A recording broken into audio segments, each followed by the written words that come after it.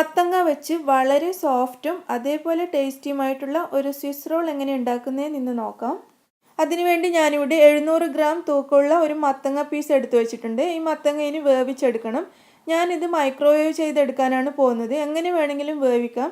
വേണമെങ്കിൽ സ്റ്റീം ചെയ്യാം, അതല്ലെങ്കിൽ വെള്ളത്തിലിട്ട് ഏതുപോലെ വേണമെങ്കിലും വേവിക്കാം. ഞാനിവിടെ 15 മിനിറ്റ് മൈക്രോവേവ് ചെയ്തിട്ടാണ് വേവിക്കുന്നത്. ഞാനിതിവിടെ 15 മിനിറ്റ് കഴിഞ്ഞ് മൈക്രോവേവിൽ നിന്ന് പുറത്തെടുത്തിട്ടുണ്ട്. ഇത് നന്നായി വെന്തിട്ടുണ്ട്. ഇനി ഒരു സ്പൂൺ വെച്ച് ഇതിൻ്റെ ഫ്ലഷ് നമുക്കിങ്ങനെ അടർത്തിയെടുക്കാം. സ്റ്റീം ചെയ്യുകയോ മറ്റേതെങ്കിലും വിധത്തിലാണ് വേവിക്കുന്നതെങ്കിൽ ആദ്യം തൊലി കളയാൻ ശ്രദ്ധിക്കണം. മൈക്രോവേവ് ചെയ്യുമ്പോൾ തൊലി കളയേണ്ട ആവശ്യമില്ല.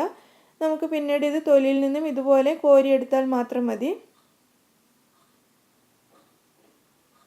ഞാനിവിടെ ഇതിൻ്റെ ഫ്ലഷ് മുഴുവൻ എടുത്തു വെച്ചിട്ടുണ്ട്. ഇതിനി മിക്സിയുടെ ഒരു ജാറിലിട്ട് നന്നായിട്ട് അരച്ചെടുക്കാം. ഇത് ഞാനിവിടെ അരച്ച് വെച്ചിട്ടുണ്ട്. ഇത് നമുക്ക് മാറ്റി വെക്കാം. ഇനി നമുക്ക് ഓവൻ പ്രീഹീറ്റ് ചെയ്യാൻ വെക്കാം. ഞാനിവിടെ 160 ഡിഗ്രിയിൽ കൺവെക്ഷൻ മോഡിലാണ് ഈ ഓവൻ വെച്ചിട്ടുള്ളത്. ഇതൊരു 10 മിനിറ്റ് നമുക്ക് പ്രീഹീറ്റ് ചെയ്യാൻ വെക്കാം. അത് പ്രീഹീറ്റ് ആകുമ്പോഴേക്ക് നമുക്ക് കേക്കിൻ്റെ ബാറ്റർ റെഡിയാക്കാം. അതിന് മുന്നേ കേക്ക് ബേക്ക് ചെയ്യാനുള്ളൊരു ട്രേ റെഡിയാക്കി വെക്കണം. അതിനുവേണ്ടി ഒരു ട്രേയിൽ ഞാനിവിടെ ബട്ടർ പേപ്പർ വിരിച്ച് അതിൻ്റെ മുകളിൽ ബട്ടറും കൂടി പുരട്ടി വെച്ചിട്ടുണ്ട്. ഇതിവിടെ മാറ്റി വെക്കാം.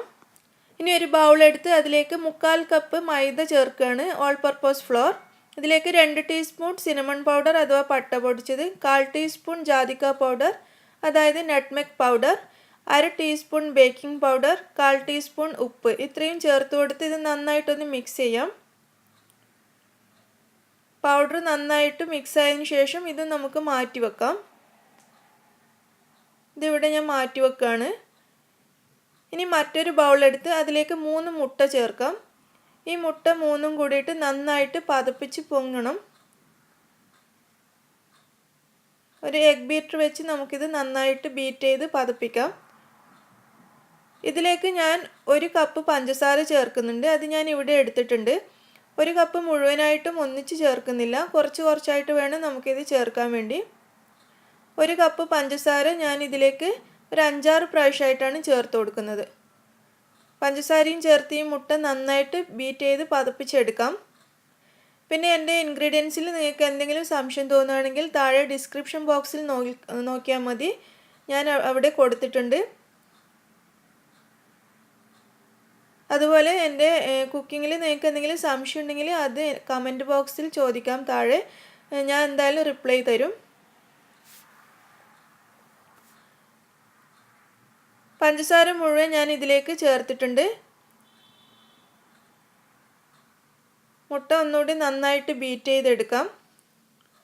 മുട്ട ഇവിടെ റെഡിയായി കഴിഞ്ഞു. ഇനി ഇതിലേക്ക് നമ്മൾ നേരത്തെ റെഡിയാക്കി വെച്ച മത്തങ്ങ പ്യൂരി ഞാൻ ഇതിലേക്ക് 1/2 കപ്പ് ചേർക്കുകയാണ്. 1/2 കപ്പ് നിറയെ എടുത്തിട്ടുണ്ടായിരുന്നു.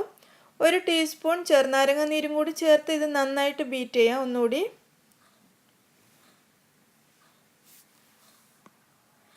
മത്തങ്ങ പ്യൂരിയും ചെറുനാരങ്ങ നീരും ഇതിൽ കിടന്ന് നന്നായി മിക്സ് ആയിട്ടുണ്ട്. ഇനി ഇതിലേക്ക് നമ്മൾ നേരത്തെ റെഡിയാക്കി വെച്ച മൈദപ്പൊടി മിശ്രിതം ഇതിലേക്ക് ചേർക്കണം.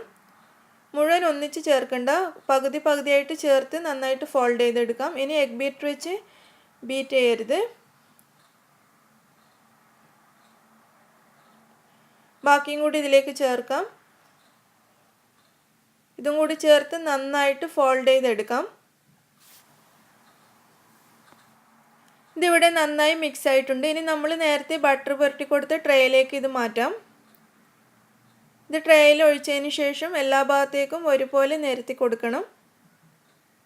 മുഴുവൻ ബാറ്ററും ഞാൻ ഇതിലേക്ക് ഒഴിച്ചിട്ടുണ്ട്. ഇതെല്ലാം കൂടി ഒന്ന് നിരത്തി കൊടുത്ത് എയർ പോകാൻ വേണ്ടിയിട്ടൊന്ന് തട്ടി കൊടുക്കാം. ഇനി ഇതിൻ്റെ മുകളിലേക്ക് ഞാൻ അല്പം നട്ട്സ് ഇട്ട് കൊടുക്കുന്നുണ്ട്. ഇത് ഓപ്ഷനിലാണ്, ഇഷ്ടമുണ്ടെങ്കിൽ ഇട്ടാൽ മതി. ഇത് ഞാൻ ബദാമും പിസ്തയും കൂടി പൊടിച്ചതാണ് ഇട്ട് കൊടുത്തിട്ടുള്ളത്. ഇനി നമുക്കിത് ബേക്ക് ചെയ്യാൻ വേണ്ടി ഓവനിലേക്ക് വെക്കാം. പ്രീഹീറ്റ് ചെയ്ത ഓവനിലേക്ക് ഞാനിത് മാറ്റുകയാണ്. 15 മിനിറ്റ് മാത്രം ബേക്ക് ചെയ്താൽ മതി. നേരിയ കേക്ക് ആയതുകൊണ്ട് വളരെ പെട്ടെന്ന് ഇത് വെന്ത് കിട്ടും. ചിലപ്പോൾ 10-12 മിനിറ്റ് കൊണ്ട് തന്നെ വേവും. അതുകൊണ്ട് ഒരു 12 മിനിറ്റൊക്കെ ആകുമ്പോൾ നിങ്ങളൊന്ന് ചെക്ക് ചെയ്ത് നോക്കണം. ഞാനിതിപ്പോൾ 15 മിനിറ്റാണ് വെച്ചിട്ടുള്ളത്. കേക്ക് ഇവിടെ റെഡിയായി കഴിഞ്ഞു. 12-13 മിനിറ്റ് മാത്രമേ എടുത്തുള്ളൂ കേക്ക് വേവാൻ വേണ്ടിയിട്ട്. അതുകൊണ്ട് നിങ്ങളൊരു 10-12 മിനിറ്റ് ആകുമ്പോൾ തന്നെ ചെക്ക് ചെയ്യണം. ചിലപ്പോൾ അല്ലെങ്കിൽ കേക്ക് കരിഞ്ഞു പോകാൻ ചാൻസ് ഉണ്ട്, അതുകൊണ്ട് ശ്രദ്ധിക്കണം. ഞാനിവിടെ ഒരു ബേക്കിംഗ് ഷീറ്റ് വിരിച്ച് വെച്ചിട്ടുണ്ട്. ഈ കേക്ക് ഈ ബേക്കിംഗ് ഷീറ്റിലേക്ക് മാറ്റണം. അതിന് മുന്നേ ഇതിലേക്ക് അല്പം പഞ്ചസാര പൊടിച്ചത് ഇതുപോലെ സ്പ്രെഡ് ചെയ്ത് കൊടുക്കാം. കേക്ക് ഒട്ടിപ്പിടിക്കാതിരിക്കാൻ വേണ്ടിയിട്ടാണ്. ഇതിൻ്റെ മുകളിലേക്ക് നമ്മൾ റെഡിയാക്കി വെച്ച കേക്ക് വെച്ച് കൊടുക്കാം. തിരിച്ചിടുമ്പോൾ സൂക്ഷിച്ചിട്ടിടണം, അല്ലെങ്കിൽ കേക്ക് പൊട്ടിപ്പോവും.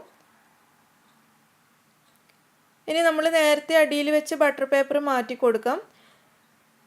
ഇതിന് ചൂടോടെ തന്നെ പെട്ടെന്ന് തന്നെ റോൾ ചെയ്ത് വെക്കണം. തണുത്ത് കഴിഞ്ഞാൽ പിന്നെ നമുക്കിത് റോൾ ചെയ്യാൻ ബുദ്ധിമുട്ടായിരിക്കും. അതുകൊണ്ട് നല്ല ചൂടോടുകൂടി തന്നെ പെട്ടെന്ന് തന്നെ ഇതുപോലെ ഇത് റോൾ ചെയ്ത് വെക്കാം.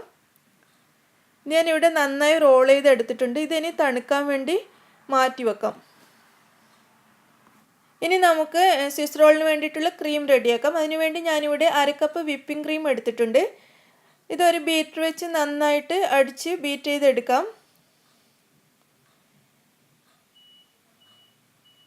ഇതിലേക്ക് 1/4 കപ്പ് പൊടിച്ച പഞ്ചസാരയും കൂടി ചേർക്കാം. ഐസിങ് ഷുഗർ വേണമെങ്കിലും ചേർക്കാം. ഞാനിവിടെ പൊടിച്ച പഞ്ചസാരയാണ് ചേർത്തിട്ടുള്ളത്. ക്രീം നന്നായി അടിഞ്ഞു വന്നിട്ടുണ്ട്. ഇനി ഇതിലേക്ക് ഒരു 1/2 ടീസ്പൂൺ മുതൽ 1/4 ടീസ്പൂൺ വരെ വാനില എസൻസ് ചേർത്ത് കൊടുക്കാം.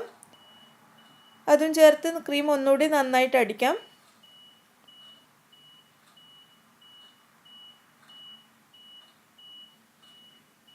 ക്രീം ഇവിടെ റെഡി ആയിട്ടുണ്ട്. ഇത് നമുക്ക് ഫ്രിഡ്ജിലേക്ക് വെച്ച് ഒരു 1/4 മണിക്കൂർ വരെ തണുക്കാൻ വേണ്ടി അവിടെ വെക്കാം. നമ്മുടെ സ്വിസ് റോൾ ഇവിടെ നന്നായി തണുത്തിട്ടുണ്ട്. ഇതൊന്ന് നിവർത്തിയെടുക്കാം. നമ്മൾ ഒരു പ്രാവശ്യം റോൾ ചെയ്തതുകൊണ്ട് ഇനി ക്രീം പുരട്ടി കഴിഞ്ഞ് വീണ്ടും റോൾ ചെയ്യാൻ ബുദ്ധിമുട്ടുണ്ടാവില്ല. ഇതിലേക്ക് ക്രീം പുരട്ടി കൊടുക്കുകയാണ്. ക്രീമിൻ്റെ മുകളിൽ നിങ്ങൾക്ക് വേണമെങ്കിൽ സ്ട്രോബെറി ജാം, ചെറി ജാം എന്ത് വേണമെങ്കിലും ചേർക്കാം. ഞാനിവിടെ ചോക്ലേറ്റ് സിറപ്പാണ് ചേർക്കുന്നത്.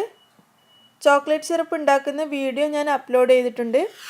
നിങ്ങളത് നോക്കിയിട്ട് ചോക്ലേറ്റ് സിറപ്പ് ഉണ്ടാക്കണം. എൻ്റെ മുകളിൽ നിങ്ങൾക്ക് ലിങ്ക് കാണാൻ പറ്റുന്നുണ്ടാവും. ചോക്ലേറ്റ് സിറപ്പും കൂടി ചേർത്ത് എല്ലാ ഭാഗത്തും നിരത്തി കൊടുത്ത് നമുക്കിത് വീണ്ടും റോൾ ചെയ്ത് വെക്കണം. ഇനി നമുക്കിത് റോൾ ചെയ്യാം.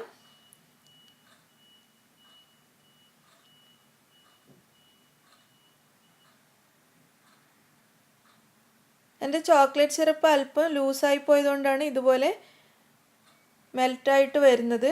ചോക്ലേറ്റ് സിറപ്പ് ഉണ്ടാക്കുമ്പോൾ കട്ടിയിൽ ഉണ്ടാക്കാൻ ശ്രദ്ധിക്കുക.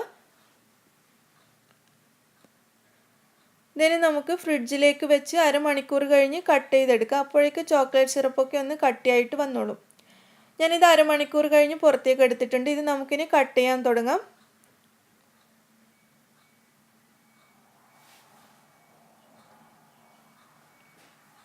ഈ കേക്ക് വളരെ സോഫ്റ്റാണ്. അതുപോലെ തന്നെ മത്തങ്ങയുടെ ഒരു പ്രത്യേക രുചിയുണ്ട് ഇതിന്. ഞാനിവിടെ കട്ട് ചെയ്തെടുത്തിട്ടുണ്ട്. നല്ല ഭംഗിയുള്ള സ്വിസ് റോൾ ഇവിടെ റെഡി ആയി കഴിഞ്ഞു. നിങ്ങളെല്ലാവരും ഇത് ട്രൈ ചെയ്ത് നോക്കണം. മത്തങ്ങ വെച്ചിട്ട് നിങ്ങൾ ഒരു പ്രാവശ്യമെങ്കിലും കേക്ക് ഉണ്ടാക്കി നോക്കണം. വളരെ രുചിയാണ് മത്തങ്ങ ഉപയോഗിച്ചിട്ടുണ്ടാക്കുന്ന കേക്കിന്. എല്ലാവരും ട്രൈ ചെയ്ത് നോക്കുക. അതുപോലെ നിങ്ങളെല്ലാവരും എൻ്റെ ചാനൽ സബ്സ്ക്രൈബ് ചെയ്യണം, ലൈക്ക് ചെയ്യണം, ഷെയർ ചെയ്യണം. അതുപോലെ നിങ്ങൾക്ക് എന്തെങ്കിലും അഭിപ്രായം ഉണ്ടെങ്കിൽ എൻ്റെ കമൻറ്റ് ബോക്സിൽ ഇടാനും മറക്കരുത്. Thank you.